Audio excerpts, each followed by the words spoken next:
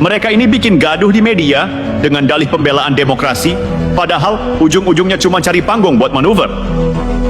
Kalau mau jujur, purnawirawan yang loyal itu nggak mau negara terjebak dalam konflik yang nggak produktif. Mereka ngerti siapa yang benar-benar cinta Indonesia dan siapa yang cuma kepingin ngamanin jatah kekuasaan.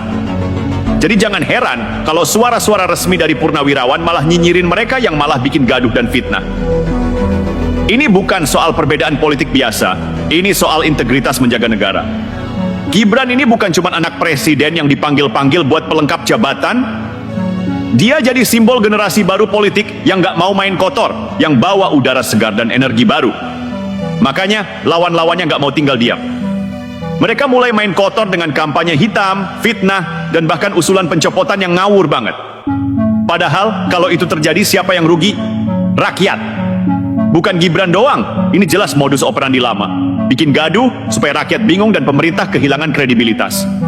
Tapi rakyat cerdas sekarang udah nggak gampang dibohongin, bro. Kalau ada satu nama yang bikin lawan-lawan Gibran menciut, itu adalah Jenderal Dudung.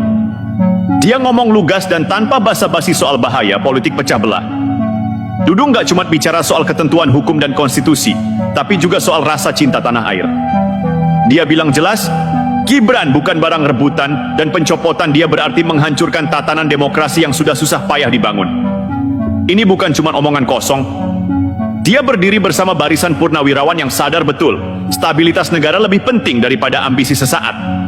Mereka bukan cuma ingin lihat pemerintahan ini berhasil, tapi juga mencegah perang proksi yang bisa menghancurkan bangsa dari dalam.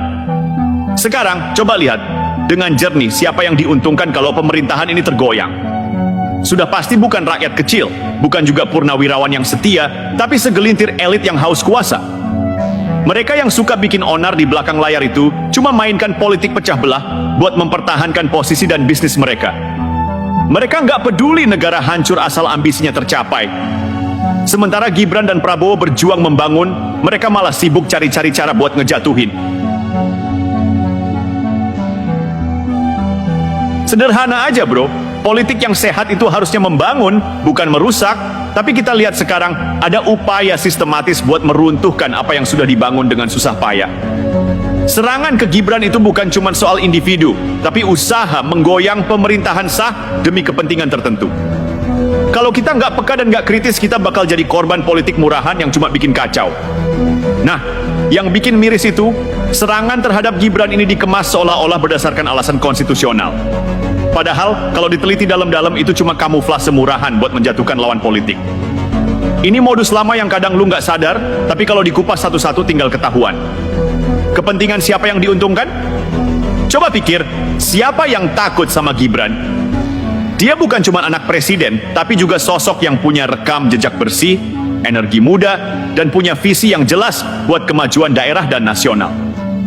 Jadi, apa iya ada alasan konstitusional yang sah buat copot dia? Atau cuma alasan politik yang dipoles biar kelihatan legit? Dudung Abdurrahman gak mau tinggal diam lihat negara diseret ke jurang konflik berkepanjangan.